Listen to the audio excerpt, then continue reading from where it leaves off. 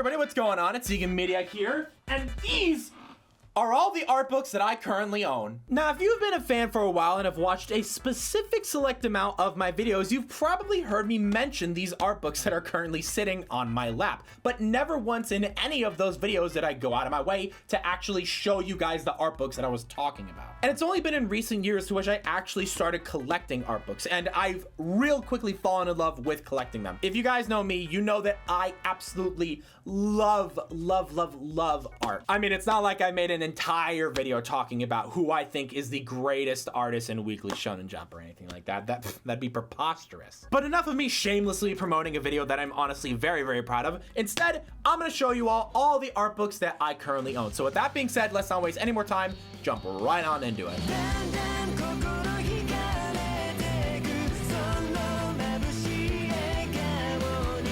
Now, in my own personal humble opinion, there is no better place to start this video with than by taking a look at Dragon Ball: A Visual History. And that title is about as accurate as can be, because this is so much more than just an art book. As it says literally in the title, it is a damn well perfect visual history of the entire franchise up until Battle of Gods. And because of that, I'd have to say this is the best art book that I own in my collection. Not my personal favorite, but it's definitely up there. Might be tied for first with another one, but we'll get to that later. The absolute dedication that Viz Media put into this art book is astonishing, and it genuinely shows how much they love this franchise. They make sure that you know when every single art piece came out. They date every single year as time goes on, and they have a handful of interviews from Toriyama throughout the entire art book. Little comments about some characters, some art pieces, some arcs, all that good stuff. Not to mention, and this was the craziest part, right in the beginning of this, they have every single Weekly Shonen Jump magazine cover that Dragon Ball took the front and center page of, which made me the happiest guy I could possibly be. You will never see that level of love for any art book ever, unless if they do like a gargantuan One Piece art book when the whole thing ends and they have every single Weekly Shonen Jump cover in it. Then maybe they might like overcome what they've done here, but I sincerely doubt it. On top of all the Weekly Shonen Jump magazine covers that Dragon Ball has taken the front center stage for, they have every single volume cover. And I'm not just talking about the illustrations, I'm talking about languages. They have the Japanese versions, they have the English versions, they have the perfect editions in brilliant quality. And I think one of my favorite smaller things that I noticed while looking through this art book is the fact that right next to every single image, it will tell you where it comes from. It'll say if it's from Weekly Shonen Jump or if it comes from a specific volume cover or anything of the sort. And as I've alluded to, the amount of attention to detail when it comes to this art book is second to none. It is absolutely beautiful. I feel like I could go on and glaze this art book for hours if nobody stopped me. So I'm gonna personally stop myself now and move on to the next one.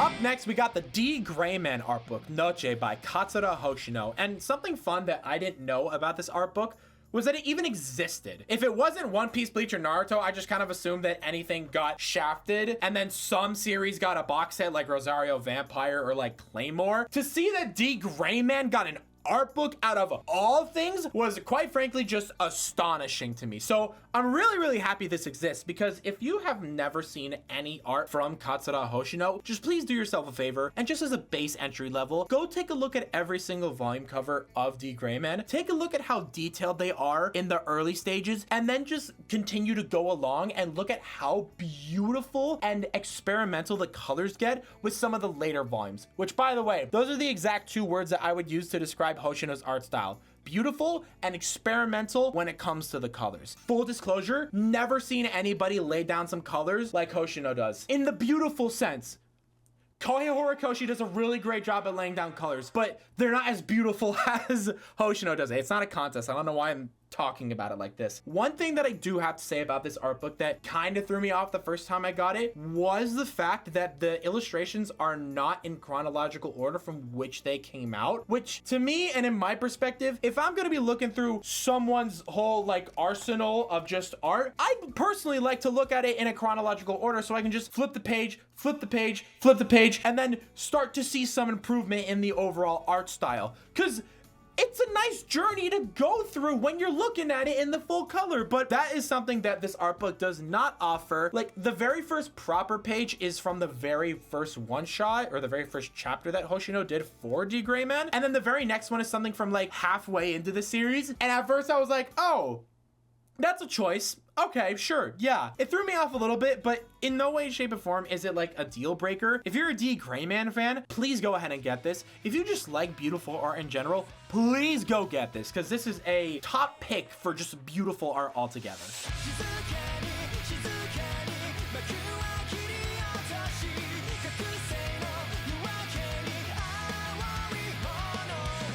Up next, we got our first art book from the big three. We got Bleach's All But the Color Black. Now, something about this art book that you may notice is that there is no paperback on this one, and for two very good reasons. One, I bought this from a store in which it was given to the store, and then I bought it as a used product. So the paperback was a little dirty and had some tears in it, so I'm like, I'll just get rid of it. I really don't need the paperback in order for this to be complete, in my opinion. And the second reason is that I absolutely despise paperbacks on literally any form of book. They are the most annoying thing to deal with. They bend and can tear way too easily, and they slip off the actual book too easily as well. There is no such thing as a convenient paperback. They are the most inconvenient things that have ever come to books, and I hate them with a burning passion. Moving on from my burning hatred when it comes to paperbacks, I have a similar issue with this one in which I did with the D.Gray-Man one. The art is out of chronological order, but this one seems a lot more jarring because you can really tell when you're looking at a piece of art from early Bleach, first chapter Bleach, and then when you're looking at something from the Soul Society arc or like the Arrancar arc or anything like that. It's really jarring because Ichigo was butt ugly at the beginning. I'm just gonna say it straight up. That kid had the forehead of a goddamn football field. It was insane. But seeing the glow up of Ichigo and just how Kubo decided to cover up that forehead was immaculate, along with the art as well. Tai Kubo's art style is one of the most badass and sharp looking art styles within the entirety of Weekly Shonen Jump's catalog, and it's such a treat to look at every single time. I really wish that America would give us an English version of the Jet Black art book. I don't know if that picks up where this one left off because this is stupidly thin, or if it's like the entirety of like all Bleach art. Regardless of whatever it is, I need it because that thing looks so like just pristine and nice and just, oh, it looks classy. It's something I'd want to have on my coffee table. Out of all of them, that's one that I'd want to have on my coffee table. Please, Viz, bring it over here. I'm not paying $300 something for an art book overseas in Japan because I know that's not even taking in the shipping price. So please, Viz, bring it over. I beg of you.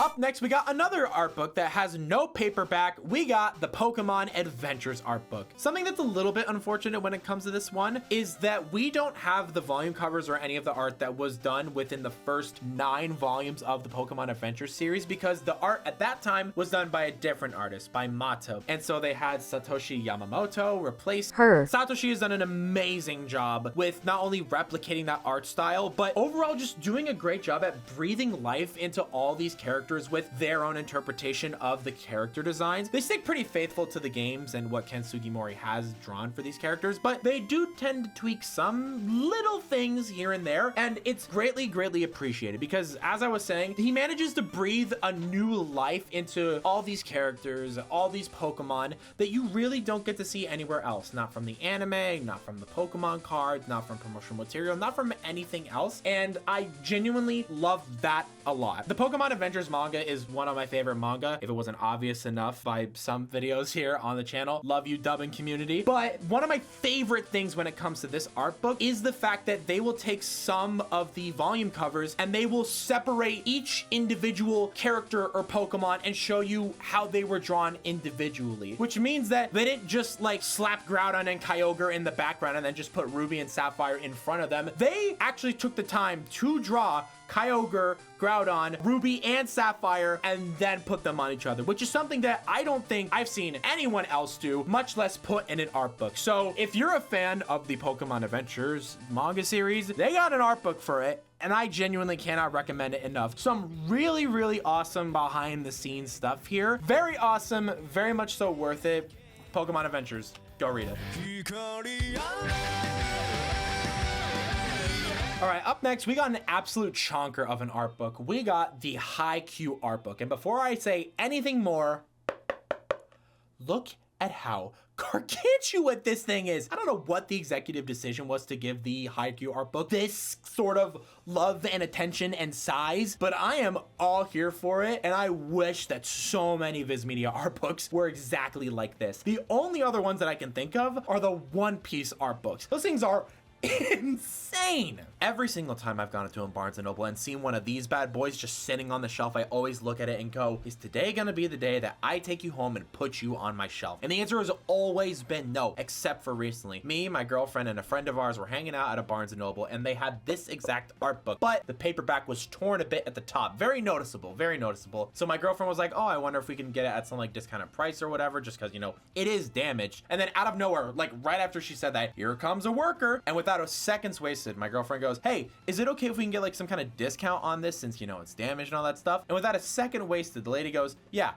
30% off. First and foremost, thank you so much, Mafi, for asking. Secondly, thank you, Laura, so much for 30% off, because I've been wanting this for a hot minute now. It's just a matter of time of when do I want to put down the money to get this thing. And now I finally have it. And by the way, time to actually speak on Furudate's art. So incredibly fluid. Love how the art style progresses. It feels like such a nice and natural progression. And my favorite thing about his art is that I love whenever he incorporates an animal inside of a character design. He does it with Bokuto, he does it with Kenma. I may not know the specific species of owl or cat that Bokuto and Kenma may be based off of, but I was able to tell that's an owl, that's a cat. There's the seagull guy. I haven't met him yet. I'm only on the start of season 4, so don't crucify me on a cross. I'm very much so looking forward to the rest of it. But yeah, Haikyu art book. So incredible. Love this.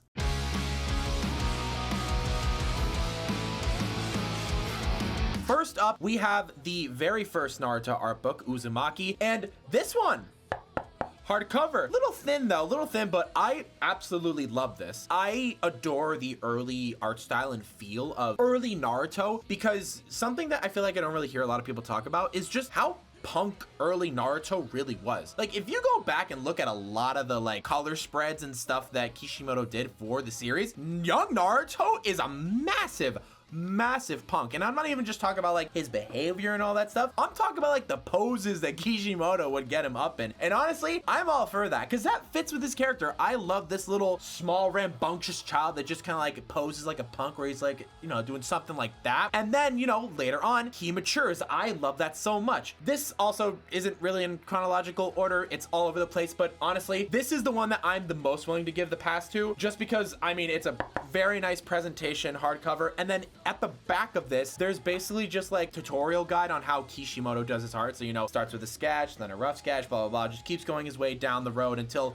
eventually he lands at a final product. And I absolutely love that. Now, this next Naruto art book is honestly really funny for a handful of reasons. For one, after the first one, they go floppy for some unknown reason. And then the second bit that's funny is that this isn't even the next one that comes after this. This is the very first art book. This is the very last one. I don't even know how I managed to find this one and then this one, but not the one in the middle, which arguably has the best stuff in all of Naruto. Like, those are the best arcs that you're gonna get within Naruto. I don't know how I managed to never come across it until literally sometime this year, but whatever, that's a whole other story. I still need to get it. And weirdly enough as well, this one, chronological order from the start of the war all the way to the end. So he has like KCM and all that stuff. I don't know, like I'm seriously so confused as to like what some of the executive decisions were with some of these art books. Like if I get the second art book, the one that I'm missing, like is it gonna start with stuff from the Tale of Jiraiya the Gallant, and then the next thing you know we're getting art from like the Tenichi Bridge stuff? Like is that one gonna be randomized like how this one is? I genuinely do. That's something I need to find out. I'll give you guys an update whenever I get that one. I love taking a look at the stuff here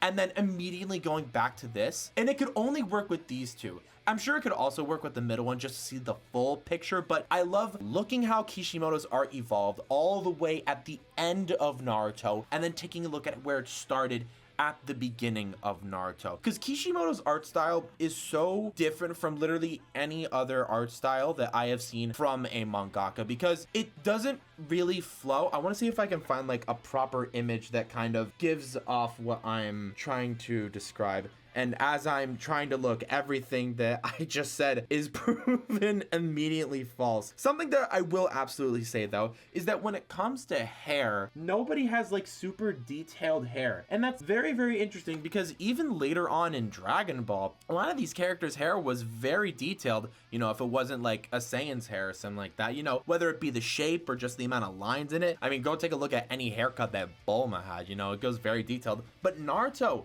never once got the detail. Kishimoto's art style is so weird and specific. I would love to see like what Kishimoto grew up practicing and drawing, to like see and understand how he got to where he is in this stuff. Because I mean, look, I'm just a broken record at this point, but really haven't seen an art style like Kishimoto's since Kishimoto's. If I'm just gonna be entirely honest, look, Akira Okubo, you're a good artist, but you cannot replicate what Kishimoto has done throughout his entire time of being a mangaka. That's, I don't know, call that hate, call that whatever you want.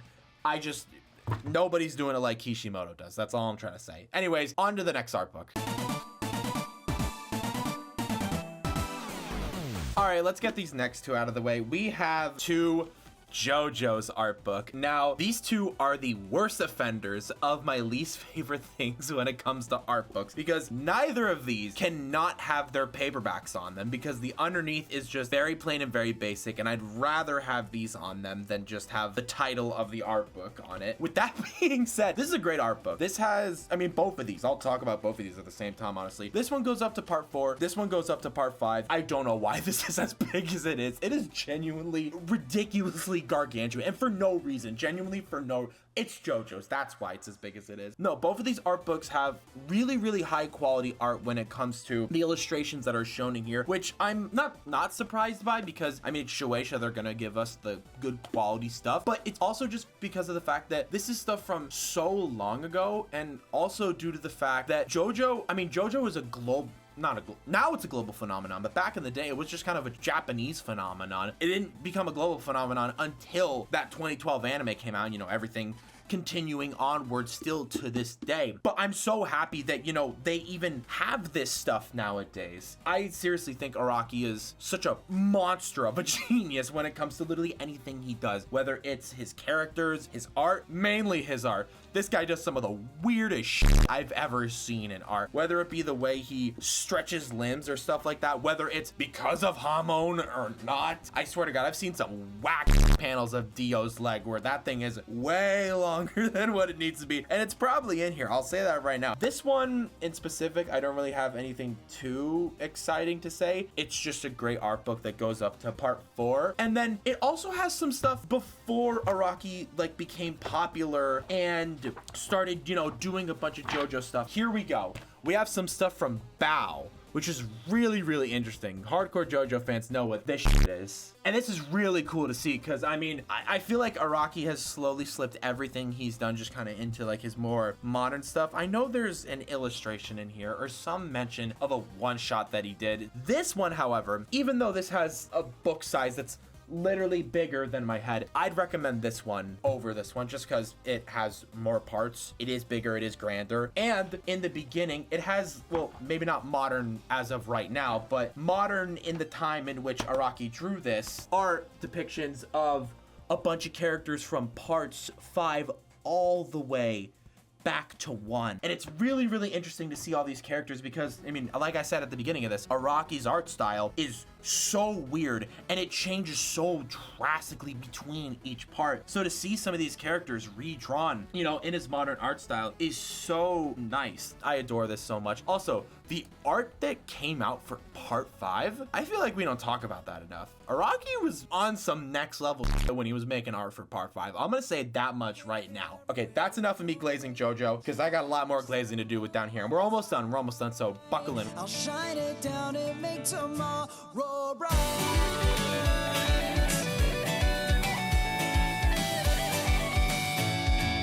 Okay, up next, we got 2 art books that I've been really wanting to talk about for a hot minute now. We have the Fairy Tail art books, and starting off, we have Fantasia, the very first art book that came out for Fairy Tail. Real quickly, I just want to talk about this cover. It just does so many things right. First and foremost, the illustration is kept down to the middle and lower bottom of the page. Up top here, nothing in the background, just the sky, so that the words Fantasia can just shine and show appropriately. And then to finish everything off, this white rim. It gives me the vibes of a magazine, and I really appreciate that because I got a damn good feeling that Mashima is a big magazine guy. I mean, for God's sakes, he even created his own magazine within Fairy Tail. So I'm legitimately just hardcore headcanoning the fact that Mashima is big into magazines. And if this was intentional, then that's grade A design. Something else that's grade A when it comes to this art book are the illustrations. Once again, like a lot of the others we've mentioned, they're out of chronological order. However, this has a lot of illustrations that were just not present anywhere within any of the volumes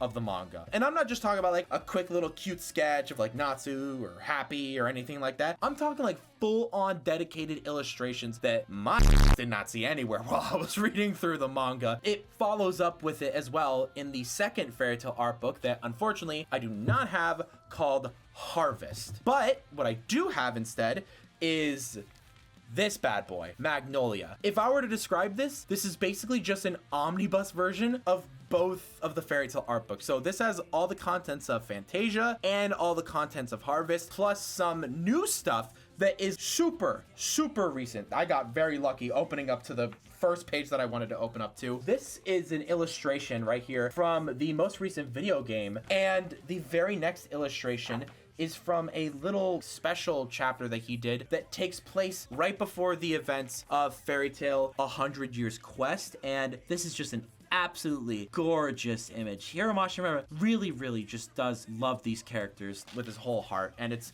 very, very apparent. Now, this is something that I wish a lot of art books did. If every single Naruto art book was just condensed into kind of like an omnibus version, kind of like how this one is, I'd buy that and the one that I'm still missing. Even for people that aren't really big collectors and just want something cool like this, I think this is a really awesome product. Something that is even more awesome when it comes to this art book in specific. I could legitimately just take off the paperback for this and it would still be amazing. Take a good close look at that bad boy. Are you kidding me? Fairy Tail up here, Mashima down here, and on the back it's still crazy. This is how you do a hardcover underneath of a paperback. Take notes, everything over here. Haikyu is the closest to getting it right, but this is how you do it. If you're a Fairy Tail fan, you're gonna love these.